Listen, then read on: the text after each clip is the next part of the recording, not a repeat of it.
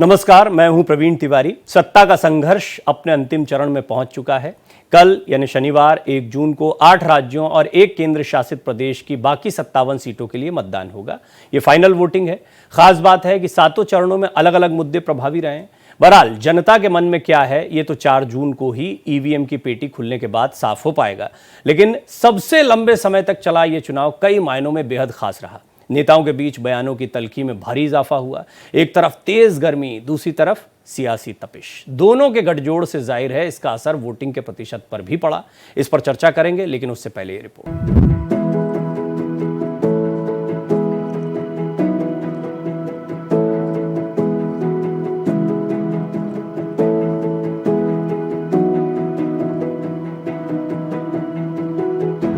शनिवार को final voting है। वही विपक्ष पीएम मोदी की ध्यान साधना पर मुखर है। लगता है 7वें चरण का ये भी एक खास मुद्दा रहेगा। पीएम मोदी एक तरफ दुनिया के ऐसे पहले राष्ट्राध्यक्ष हैं जो 45 घंटे ध्यान की मुद्रा का रिकॉर्ड बना रहे हैं। इसके पहले 2019 में केदारनाथ में 17 घंटे की ध्यान साधना की थी। वहीं दूसरी तरफ विपक्ष इसे चुनाव आचार संहिता का उल्लंघन मान रहा है। वहीं इस बार चुनावों के मुद्दे चरण दर चरण बदलते रहे। पहला चरण राम मंदिर, किच्चा तीऊ, सनातन, भ्रष्टाचार, इलेक्टोरल बॉन्ड रहा मुद्दा। दूसरा चरण संपत्ति सर्वे, मंगलसूत्र, मुस्लिम आरक्षण, हनुमान चालीसा विवाद रहा खास। तीसरा चरण तुष्टीकरण और मुस्लिम आरक्षण का मुद्दा छाया। चौथा चरण धार्मिक आरक्षण, संविधान का मुद्दा रहा अहम। पांचवा चरण तुष्टीकरण बनाम संतुष्टीकरण, भ्रष्टाचार रहा मुद्दा। छठा चरण मुस्लिमों को ओबीसी आरक्षण का मुद्दा। फिलहाल 7वां चरण बेहद खास है, जब प्रधानमंत्री के संसदीय क्षेत्र वाराणसी में चुनाव हो रहा है। वहीं हमीरपुर से केंद्रीय मंत्री अनुराग ठाकुर चुनावी मैदान में हैं। फिलहाल आखिरी चरण का चुनाव और आगे की रणनीति को लेकर सभी दल बैठकों का एक दौर शुरू कर रहे हैं। जाहिर है इनमें चुनाव परिणामों को लेकर एक मंथन होगा। हालांकि शनिवार शाम 6 बजे तक फाइनल चरण के बाद सारी कयासबाजी एग्जिट पोल पर आ जाएगी। नंबर्स पर तमाम राजनीतिक दल माथापच्ची करेंगे, लेकिन एक बात तो तय है कि जनता ने जो ईवीएम में बटन दबा दिया, बस वो ही आखिरी है और उसका फाइनल आउटकम 4 जून को देखने को मिलेगा। Bureau report, Bharat express. ये चुनाव बहुत महत्वपूर्ण रहा है। ये चुनाव इसलिए भी महत्वपूर्ण है क्योंकि प्रधानमंत्री मोदी तीसरी बार प्रधानमंत्री बनने का जो दावा भारतीय जनता पार्टी का है, इसके साथ एक अपने आप में एक बड़ा रिकॉर्ड होगा। और दूसरा, लोगों की उम्मीदें, बहुत सारी उम्मीदें हैं जो आम जनता ने भी तमाम राजनीतिक दलों से लगा रखी हैं। निश्चित तौर पर पिछले 10 साल में जो कुछ हुआ उसका कितना असर पड़ता है ये देखना दिलचस्प होगा, या फिर भारतीय जनता पार्टी के खिलाफ विपक्ष ने जिस तरीके से प्रचार किया है, विपक्ष ने जो मुद्दे उठाए हैं, उनका कितना गहरा असर होता है। इस पर बात करेंगे। हमारे साथ तमाम मेहमान जुड़ेंगे। फिलहाल मेरे साथ सुमित्र गोयनका जी, जो कि राजनीतिक विश्लेषक के तौर पर इस मंच पर जुड़ रहे हैं, वो जुड़ गए हैं। सुमित्र जी, आपका बहुत बहुत स्वागत है। और साथ ही साथ मेरे साथ एसएन सिंह जी जुड़ गए हैं, भारतीय जनता पार्टी के प्रवक्ता। एसएन सिंह साहब, आपका भी बहुत बहुत स्वागत है। सुमित जी, आपसे पहले मैं सबसे पहले जानना चाहूँगा, सुमित्रा जी माफ़ कीजिएगा, आपसे मैं सबसे पहले जानना चाहूँगा कि किस तरीके से आप इस पूरे 7 फेजेस के जो मतदान अब 7वें फेज़ में चले गए हैं हम, और इससे पहले भारतीय जनता पार्टी का एक और नया अवतार देखने को मिला। प्रधानमंत्री मोदी जिस तरीके से ध्यान साधना में बैठे हैं, उसको लेकर विपक्ष जो है इसे आचार संहिता का उल्लंघन बता रहा है। लेकिन हमने देखा है कि अलग अलग चरणों में भारतीय जनता पार्टी की स्ट्रैटेजी जो रही है वो उन पर्टिकुलर इलाकों पर प्रभाव डालने की रही है। और ये जो अंतिम दांव है, ये तो सचमुच हमेशा से दिखाता है कि प्रधानमंत्री मोदी की छवि पर पूरा चुनाव लड़ा गया है। तो निश्चित तौर पर इस बार उनका एक और बड़ा चेहरा पूरे जनमानस के सामने रखा जा रहा है। बहरहाल ये पूरी जो रणनीति रही भारतीय जनता पार्टी को, इस पर मैं आपका एक कमेंट चाहूंगा शुरुआत। देखिए, ये एक जो इलेक्शन हुआ है इस बार, और ये 7 फेजेस में किया जा रहा है। पहले तो काफी लोगों ने इस पे भी उंगलियां उठाई थी, लेकिन मुझे लगता है ये बहुत ही शांतिपूर्ण तरीके से 7 फेजेस हुए हैं और इसमें कई सारे मुद्दे भी डिस्कस हुए हैं। आपने ही अभी बहुत सारे मुद्दे गिनाए हैं। अब अगर आप देखेंगे कि प्रधानमंत्री मोदी जी जो है उनको आज के डेट में नेशनल लेवल पे कोई कंपटीशन नहीं है। मतलब अगर आप दूसरे अन्य नेताओं को देखेंगे, राहुल गांधी हो या आप अखिलेश जी देखे या केजरीवाल जी देखे या ममता दीदी को देखे, ऐसे अगर आप सभी का एक एनालिसिस करेंगे तो आपको दिखेगा कि प्राइम मिनिस्टर मोदी की जो अप्रूवल रेटिंग है, ना ही सिर्फ भारत में लेकिन पूरे विश्व में, वो बहुत ही हाई है। तो प्राइम मिनिस्टर मोदी की तो कोई कंपटीशन ही नहीं है। हाँ, अब बात ये हो सकती है कि सीटें कितनी आएंगी, लेकिन जीत तो जरूर भारतीय जनता पार्टी की निश्चित है। और एनडीए और भारतीय जनता पार्टी जरूर सरकार बना रही है, इसमें तो कोई शक नहीं है। अब आप कहेंगे कि मोदी जी अब कन्याकुमारी क्यों गए, तो एक ये बात आपको देखनी पड़ेगी कि मोदी जी बहुत ही अनप्रेडिक्टेबल है। अगर वो दिवाली के टाइम अब देखेंगे तो वो सैनिकों के साथ अपना वक्त बिताते हैं और हर बार वो एक अलग लोकेशन लेते हैं जहां वो जाते हैं। अब पिछले बार जैसे वो गुफाओं में गए थे, अब इस बार वो स्वामी विवेकानंद जी के सम्मान में कन्याकुमारी गए थे, एक ऐसी जगह जो काफी लोगों ने आज तक नहीं देखी होगी, लेकिन आज वो जगह इतनी प्रसिद्ध हो गई है और मुझे लगता है कि उससे टूरिज्म की भी बूस्ट हो जाएगी। मालदीव्स में जो उन्होंने सडनली किया और जिससे ये लक्षद्वीप में जो वो गए थे और जिसके वजह से लक्षद्वीप की जो टूरिज्म इंक्रीज हो गई थी, तो मुझे लगता है कि प्राइम मिनिस्टर मोदी की क्या स्ट्रेटेजी रहती है और वो किस तरीके से क्या करेंगे, ये किसी को भी पता नहीं होता है। और वो एक बहुत ही अच्छी चीज कर जाते हैं जो सामान्य आदमी इमेजिन नहीं कर सकता है कि वो करेंगे। ठीक तो है। मुझे नहीं लगता कि हर चीज को हमने वोट बटोरने की एक तरकीब सोचनी चाहिए। मुझे लगता है कि उन्होंने जो काम किया है इतने सालों ठीक में, है, वो मैं तो इसको काफी ऐसे भी देखता हूं सुमित्रा जी की वोट राजनीति है, राजनीति में सभी दांव पे चले जाते हैं, हर मुमकिन प्रयास किया जाता है। प्रधानमंत्री मोदी स्वयं भी कह चुके हैं कि 4 साल जो होते हैं वो देश में कार्य करने के लिए होते हैं, लेकिन 1 साल चुनावी साल होता है और चुनावी साल में कई ऐसी बातें होती हैं जिसको लेकर हमने देखा है कि जनता बहुत जल्दी प्रभावित हो या जनता पर किसी चीज का असर जाए। निश्चित तौर पर ये अंतिम दिनों में किए गए कार्य मात्र नहीं होते जिसके आधार पर जनता चुनती है, लेकिन अंतिम समय पर जो छवि आती है सामने वो बहुत महत्व की होती है। एसएन सिंह साहब, कैंपेन फिनिश हो गया है तो मुझे लगता है कि उनको भी एक अधिकार है कि एक दिन वो अगर ध्यान करें। हाँ, ये आपने बढ़िया बात देखी, ये मेरा वो पॉइंट एक अलग बात है। आपने मेरे पॉइंट को थोड़ा मजबूत किया। जो अगला सवाल मैं एसएन सिंह साहब से पूछना चाह रहा था, और दरअसल ये सवाल जो है ये विपक्ष की तरफ से उठा सवाल है, क्योंकि अभी विपक्ष के कोई नेता मंच पर नहीं है, तो मैं उस सवाल को रखता हूं आपके सामने एसएन सिंह साहब, कि एक बड़ी अहम बात ये होती है कि हम जानते हैं चुनाव प्रचार जो है वो बंद हो जाता है, लेकिन आज देख रहे हैं कि पूरा प्रधानमंत्री का ध्यान जो है वो चर्चा का विषय बना हुआ है। सोशल मीडिया पे भले ही आप विरोध करें, आप पक्ष में हों, जैसे भी आप रख रहे हैं, कोई वीडियोग्राफी को लेकर प्रश्न चिन्ह लगा रहा है, कोई चुनाव आचार संहिता का उल्लंघन बता रहा है, जो भी करें, लेकिन चर्चा में प्रधानमंत्री मोदी का चेहरा बना हुआ है। ये एक रणनीति जैसी दिखाई पड़ती है। प्रवीण जी, हम दोनों चीजों पर चर्चा करते हैं, हम चुनाव पर भी चर्चा करते हैं और हम धर्म और अधर्म पर भी चर्चा करते हैं। देखिए प्रवीण जी, चुनाव शुरू होता है, भारतीय जनता पार्टी, आप शुरू से देखे होंगे, आदरणीय प्रधानमंत्री जी, हमारे गृह मंत्री जी, हमारे राष्ट्रीय अध्यक्ष जी और जितने मुख्यमंत्री चुनाव प्रचार में जाते हैं, वो 10 साल में भारतीय जनता पार्टी की सरकार ने मोदी जी के नेतृत्व में जो कार्य किया है उसको बताते हैं और ये विजन बताते हैं कि मोदी जी संकल्प लेते हैं कि भारत को विकसित भारत बनाना है। किस तरह से 5वीं अर्थव्यवस्था हो गई, किस तरह से तीसरी अर्थव्यवस्था बनाना है, कैसे जो है गरीब की झोपड़ी लिंटर में बदल जाती है, उसके घर में भी उजाला आ जाता है, उसके घर में भी उज्ज्वला हो जाता है, उसके यहाँ भी शौचालय बन जाते हैं, और वो बीमार होता है तो 5 लाख रुपए कैसे मुफ्त में सरकार व्यवस्था करती है ताकि उसकी दवा हो चुके। ये सभी चरणों में हम भारतीय जनता पार्टी के सभी लोगों ने किया। लेकिन आप देखेंगे धीरे धीरे चुनाव जैसे बढ़ता गया तो छत्तीसगढ़ से शुरू होता है। छत्तीसगढ़ में कांग्रेस के एक पूर्व मंत्री कहते हैं कि हाथ में अब डंडा लेकर रहना चाहिए और जहां प्रधानमंत्री जी आए उनका सर फोड़ दीजिए। आगे बढ़ेंगे तो जैसे पूर्वी उत्तर प्रदेश, पश्चिमी उत्तर प्रदेश में इमरान मसूद जी कहते हैं कि इस बार का जो चुनाव है अगर वो भारतीय जनता जीत जाएगी तो वो मुसलमानों पर आक्रमण और अतिक्रमण करने का कार्य करेगी।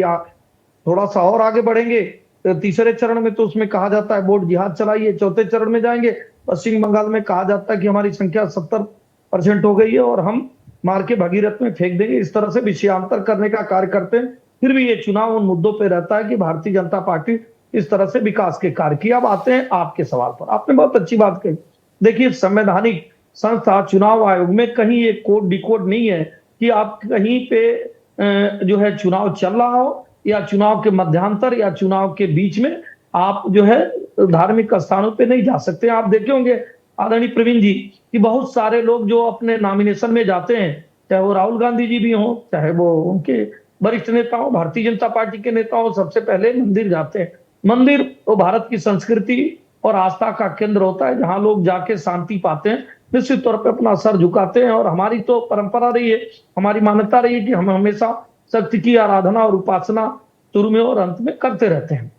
अब बात आप देखिए, आज उसी पे फिर ये आके अटक गया कि क्या विपक्ष इतना धर्म से, हिंदू धर्म से इतनी ज्यादा घृणा करता है कि अगर देश के प्रधानमंत्री, आप सभी के प्रधानमंत्री एक धार्मिक स्थान पर जाते हैं तो विपक्ष की नाव हिलने लगती है कि नहीं अब तो हम चुनाव हार जाएंगे, अब तो कुछ ही नहीं है। तो आप मानिए कि जब भगवान राम का इतना भव्य मंदिर बना है, उसका कितना प्रभाव पड़ा होगा इस चुनाव में। देखिए एसएन सिंह साहब, मैं जानता हूं कि आप बहुत सुलझी हुई, मैं आपको एक सुलझे हुए प्रवक्ता के तौर पर जानता हूं। मैं जानता हूं कि आप बड़े स्पष्टता से, बहुत ही सधे अंदाज में बात को रखते हैं। एक छोटा सा प्रश्न है और ये मेरे जहन से भी आता है, और ये प्रश्न गंभीर है। इसलिए गंभीर है क्योंकि आज पूजा का पाठ करके आप भी निकले होंगे, पूजा पाठ करके मैं भी निकला हूं, मेरे नित्य कर्म का वो हिस्सा है। लेकिन उसकी तस्वीर ना तो पोस्ट होती है, ना उसका कोई शूट होता है। जब ये तस्वीरें पोस्ट होती है, और वो भी तब जबकि पूरा का पूरा मीडिया प्रधानमंत्री मोदी को फॉलो करता है, और मीडिया को जो तस्वीरें मिलती है वो सिर्फ प्रधानमंत्री मोदी नहीं है, राहुल गांधी का ट्विटर, क्योंकि वो लोग तो आते नहीं मीडिया पर, कांग्रेस बड़ा अवॉइड करती है मेन स्ट्रीम मीडिया को। तो हम देखते हैं कि हम तो चलाने की कोशिश करते हैं, उनकी बातें जहां से मिलती है वहां से चलाते हैं। तो ये उपलब्धता कराना, वो भी तब जबकि चुनाव प्रचार खत्म हो गया, ये प्रश्नों के घेरे में आ रहा है। ये भी विपक्ष का एक दृष्टिकोण है। प्रवीण जी, बहुत ही अच्छा सवाल, और ऐसे सवाल और कठिन सवाल आपको पूछना चाहिए। प्रवीण जी, निश्चित तौर पे देश के प्रधानमंत्री हैं आदरणीय मोदी जी। मोदी जी ऐसा तो नहीं है कि वो प्रधानमंत्री नहीं है, प्रधानमंत्री है। और जब कोई प्रधानमंत्री नहीं भी रहता है, जो एक सांसद रहता है, वो भी बर्खास्त सांसद रहता है और खेत में रुपाई करता है, तो उसको भी मीडिया दिखाती है। जब वो यात्रा करते हैं और यात्रा ऐसे व्यक्ति के साथ करते हैं जो गाय को जला दिया जाता है, जो सनातन को गाली दिया रहता है पादरी, तो भी मीडिया दिखाने का कार्य करती है। उनको भी चाहिए कि वो लोग आए। जिस तरह से 80 इंटरव्यू आदरणीय प्रधानमंत्री जी ने दिया, आदरणीय प्रवीण तिवारी जी और समेत जितने लोग थे सभी चैनलों को दिया, उनको भी अपनी बात कहनी चाहिए। लेकिन प्रवीण तिवारी जी, ये कहां से उल्लंघन हो जाता है कि हम अपने आस्था के केंद्रों पर न जाएं। चुनाव के दौरान भी आप बहुत सारे मस्जिदों से, बहुत सारे जगहों से आप देखे होंगे, वो ऐलानिया किया जाता है कि नहीं आप आइए और भारतीय जनता पार्टी के विरोध में वोट करिए, ऐसे करिए, वैसे करिए। नहीं, सबसे मजबूती की बात है आदरणीय प्रवीण जी कि भारतीय जनता पार्टी हमेशा मुद्दे पे रही, मुद्दे के हिसाब से चुनाव लड़ी, और धार्मिक, सांस्कृतिक जो हमारी धरोहर है, हम पहले भी कहते थे हम विकास जो करेंगे वो विरासत का भी और ठीक है। ये आपका वैलिड पॉइंट है कि ध्यान जो है वो हमारी एक परंपरा का हिस्सा रहा है, हम सभी करते हैं, और ध्यान के ऊपर। और ये भी एक स्ट्रैटेजी मुझे बहुत मजबूत दिखाई पड़ती है कि भारतीय जनता पार्टी कहीं ना कहीं इस स्थिति में ले आती है विपक्ष को कि अगर वो प्रहार करे भी तो उल्टा फंस जाए। और ये इसमें देखिए, मेरे साथ प्रभात कुमार जी जुड़ गए। मैं नहीं जानता कितनी चर्चा सुन पाए, मैं तो चाह रहा था शुरुआत से वो रहते, लेकिन प्रभात जी आपका स्वागत करता हूं इस मंच पर, कि ध्यान पर टिप्पणी कर दी। और उससे पहले एसएन सिंह साहब गिनवा चुके हैं कि हर चरण में किस तरीके से एक एक करके वोट जिहाद हो या कोई भी दूसरे मुद्दे हो, इन मुद्दों के बाद में भारतीय जनता पार्टी को एक वार करने या पलटवार करने का मौका मिला, और इसको फिर मुद्दा बनाया गया कि इन मुद्दों को उठाया जा रहा है। इन दोनों बातों पर आपकी टिप्पणी जाऊंगा ब्रेक पर जाने से पहले। प्रवीण भाई, सबसे पहले कल अंतिम चरण का मतदान है। आपके सम्मानित चैनल के माध्यम से जहां जहां मतदान होना है, मैं देश के सभी देशवासियों से अपील करता हूं कि मतदान बढ़ चढ़कर करें। यह महान उत्सव है और इसमें अपनी भागीदारी सुनिश्चित करें। दूसरी बात, आज मैं सुन रहा था कि हमारे उत्तर प्रदेश के अंदर 9 चुनाव कर्मी गर्मी के कारण हताहत हुए हैं। मेरी गहरी संवेदना उनके परिवार के प्रति, उनके परिजनों के प्रति, और इस पर थोड़ा चुनाव आयोग ध्यान दे, इसकी मैं गुजारिश करता हूं। अब आते हैं मुद्दों पे। बड़ा हास्यास्पद लगता है प्रवीण भाई, जब पूरे 6 चरण का चुनाव, मैं भी कई प्रदेशों में गया हूं, एक भी जगह 206 रैलियां शायद प्रधानमंत्री जी ने की है, शायद कहीं पर प्रधानमंत्री जी ने अपने 10 वर्षों के कार्यकाल में जो उपलब्धि कही जाती है उस पर चर्चा करने का काम किया हो, मैंने नहीं सुना। इन्होंने नोटबंदी के नाम पर वोट नहीं मांगे, जीएसटी के गलत स्लैब के नाम पर वोट नहीं मांगे, 3 काले किसी कानून लाए उसके नाम पर वोट नहीं मांगे। इन्होंने वोट कैसे मांगे पता है प्रवीण भाई? कांग्रेस आएगी, मंगलसूत्र ले लेगी भाइयों बहनों, भैंस छीन लेगी। ये प्रधानमंत्री जी, मैं बड़ा स्पष्टवादी हूं इन मामलों में, और कोई भी व्यक्ति इस देश का इन मुद्दों पर बात नहीं करेगा। आप बात करो देश में बढ़ती महंगाई के बारे में, आप बात करो, आपने 2 करोड़ रोजगार की बात करी थी, रोजगार दिया क्या? एहसन सिंह साहब हमारे बड़े भाई हैं, सामने बैठे हैं, बोलिए ना, रोजगार अगर दिया हो तो मांग लो रोजगार के नाम पर वोट। और आप कैसे मांगोगे? आपने तो वोट मांगा किस नाम पर बताऊं?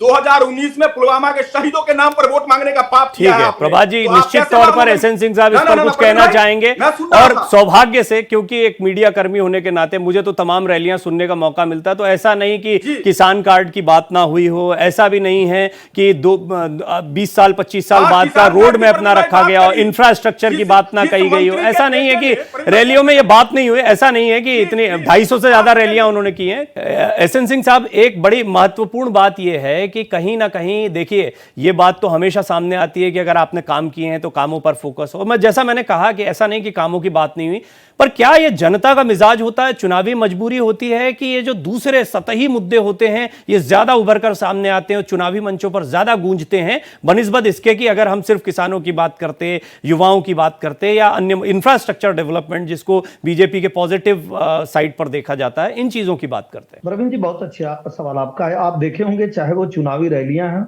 जनसभाएं हो, इंटरव्यू हो, हर समय जो है कड़े सवाल प्रधानमंत्री जी से पूछा गया और उन्होंने सबका जवाब दिया।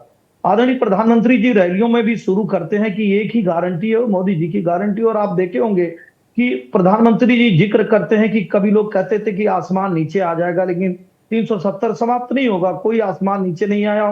370 जैसी धारा समाप्त हो गई, 3 तलाक पर कानून बन गया, उजाला मिला, उज्ज्वला मिला, किसान सम्मान निधि मिला, विकास की योजनाएं आई, यहाँ से लेकर दिल्ली से लेकर जो है मुंबई तक का एक्सप्रेसवे, दिल्ली से लेकर देहरादून तक का, दिल्ली से लेकर जम्मू तक का, दिल्ली से लेकर राजस्थान तक का, सारी बातों को वो बताते थे। वो ये भी बताते थे कि दूसरे की सरकारों में किस तरह क्षेत्र, धर्म, वर्ण, वर्ग देखकर कार्य किया जाता था। भारतीय जनता पार्टी का कितना सुंदर मोदी जी का नारा था, सबका साथ, सबका विकास, सबका विश्वास, और उस पर वो अटल रहे, उसको कहे नहीं करके दिखाए। चाहे बिजली, पानी, सड़क, सुरक्षा, शिक्षा, स्वास्थ्य जो भी दिया गया उसमें कोई क्षेत्र, जाति, धर्म, मजहब नहीं देखा गया। तीसरी बात हमारे अभी मित्र कहेंगे कि आप देखिए, आदरणीय प्रधानमंत्री जी हो या भारतीय जनता पार्टी के जितने लोग हैं वो काउंटर अटैक किए हैं, क्योंकि चुनाव में अगर आप आरोप लगाएंगे, कहीं किसी बात को कहेंगे तो आपसे सवाल होगा कि निश्चित तौर पे आप सवाल उठाइए, लेकिन आपको संदेश खाली पर भी बोलना होगा। राजस्थान में आपकी सरकार रहती है, वहां 7,000 दुष्कर्म होते हैं, वहां पे भी बोलना होगा। पंजाब में आपकी सरकार रहती है, मादक द्रव्यों की तस्करी बढ़ जाती है। राजस्थान में आपकी सरकार रहती है, गला काट प्रतियोगिता हो जाती है। छत्तीसगढ़ में कांग्रेस की सरकार रहती है, गेम से लेकर गोबर तक घोटाले हो जाते हैं। बार बार ये प्रधानमंत्री जी और सभी लोगों ने कहा, क्यों हिंदू धर्म को आप गाली दे रहे हैं, क्यों आप पाकिस्तान प्रेम आपको जग रहा है, आप हमारे सैनिकों के मनोबल को क्यों नहीं बढ़ाने का कार्य करें। आप ठीक है, उसके पास जी ठीक है। आप कह रहे हैं कि कांग्रेस, आपने शुरुआत में भी कहा था कि विपक्ष की तरफ से एक मौका मिला जिस पर पलटवार किया गया। प्रभात जी, इन्होंने बहुत सारी बातें कही, हमारे एहसन सिंह साहब ने, बड़े भाई हैं, कहने का अधिकार है। अब आप सोचो, एक बार वोट मांग के देखो सिंह साहब, जो किसानों पर कार दौड़ाई थी ना जिस मंत्री के बेटे ने, उस मंत्री को आपने टिकट दिया है, टेनी साहब को। वोट मांगो उस नाम पे, आप वोट मांगो कि हमारे अंतर्राष्ट्रीय ख्याति प्राप्त बहनों पर जिसने अत्याचार किया, ब्रजभूषण शरण सिंह। और कल परसों की घटना है प्रवीण भाई, 2 बच्चियां शहीद हुई है, वहां भी शहादत में जोड़ूंगा इनके काफिले से। मांगो ना, क्यों नहीं मांगा उस नाम पर आपने वोट? मणिपुर में जब नग्न परेड करवाई गई, मांग लो उस नाम पर वोट, क्यों नहीं मांगते आप? इसलिए नहीं मांग सकते कि आपने अपना नैतिकता खो दिया है। आप तो इसी स्थिति में, आप धर्म की बात करते हो। आपका एक प्रवक्ता जो अपने आप को बड़ा प्रवक्ता कहता है जगन्नाथ जी से बड़े। मैं उड़ीसा में था प्रवीण भाई उस टाइम पे, जगन्नाथ जी भी मोदी जी के भक्त हैं। ऐसे तो ये लोग हैं। और मानस में बाबा तुलसी ने स्पष्ट लिखा है प्रवीण भाई, मैं इनको बता दूं, धर्म की बात कर रहे थे कि कहत गावत सुनत समुझत परम पद नर पावही, रघुवीर पद पाथोज मधुकर दास तुलसी गावही। कहने सुनने से नहीं होगा सिंह साहब, समझना पड़ेगा, उस चरित्र को समझना पड़ेगा जिसको रामचरितमानस कहा जाता है।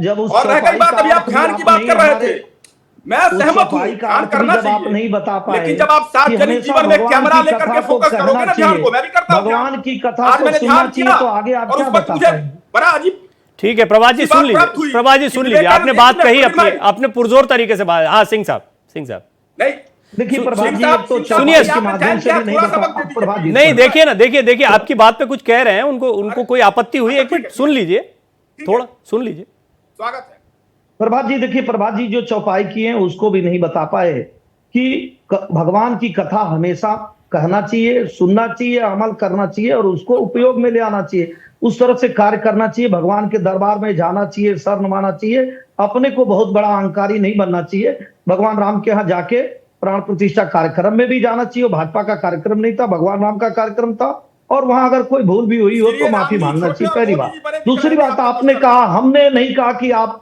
ये चुनाव जो है वो सिखों की हत्याओं पर आप वोट मांगे, हमने तो नहीं पूछा कि आपने देश के संसाधनों पे एक अधिकार बताया, हमने तो नहीं कहा कि इस चुनाव में 26/11 की घटना में हिंदुओं को आतंकवादी आपने कहा, उस पे आपने कहा। हमने कहा कि जो 60 साल का कालखंड आपका था, देखिए अब और 10 साल का सिंह साहब, प्रभात जी, ये पॉलिटिकल डिबेट होती बड़ा लंबा जाती है, और सुमित्रा जी बैठी हैं, मैं क्योंकि अभी उनसे एक ही प्रश्न ले पाया हूं। सुमित्रा जी, एक संक्षेप में मैं आपसे ये भी जानना चाहूंगा कि मैं आऊंगा प्रभात जी, आपकी बात जरूर लूंगा, अवश्य लूंगा, एक मिनट सुन लीजिए बस।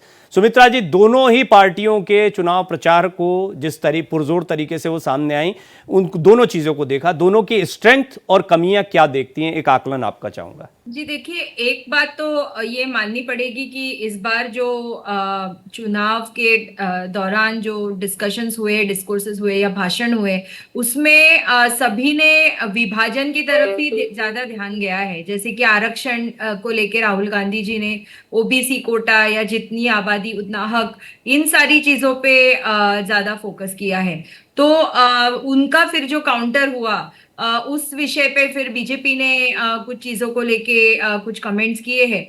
अगर आप देखेंगे तो जैसे आप पूछ रहे थे कि क्या चुनाव में जब कोई भाषण देता है तो तब ये क्यों नहीं बोलता है कि इतना एफडीआई इस देश में आया, इतना इंफ्रास्ट्रक्चर बनाया, ये सब तो सही बात है, लेकिन इस तरीके से हम नहीं देखते कि लोग डिस्कशन करते हैं। लोग बहुत सारे दूसरे अन्य मुद्दों पे करते हैं, और जो चुनाव में रैलियों में आते हैं उनके यही मुद्दे होते हैं कि उनको अच्छा जल मिल रहा है क्या, उनको अच्छी छत मिल रही है क्या, उनके घर में शिक्षा की क्या व्यवस्था है, जीवन स्तर में पहले से सुधार आया है नहीं आया, पहले से बेहतर जिंदगी जी रहे हैं नहीं जी रहे हैं, ये बड़ी बात होती है। क्योंकि समय सीमित है, आप बड़ी महत्वपूर्ण बात बोल रहे हैं, लेकिन मैंने प्रभात जी को वादा किया है, और क्योंकि समय बहुत सीमित है, इसलिए प्रभात जी बहुत संक्षेप में अपनी बात कही है। मैं बड़े विनम्रता से आपकी बात से असहमत हूं। आपने विभाजनकारी बात बोला और उसमें राहुल जी के उस बात को कोट कर दिया जिसमें वो ये कह रहे हैं कि जिसकी जितनी भागीदारी हिस्सेदारी उसकी उतनी भागीदारी। क्या गलत है?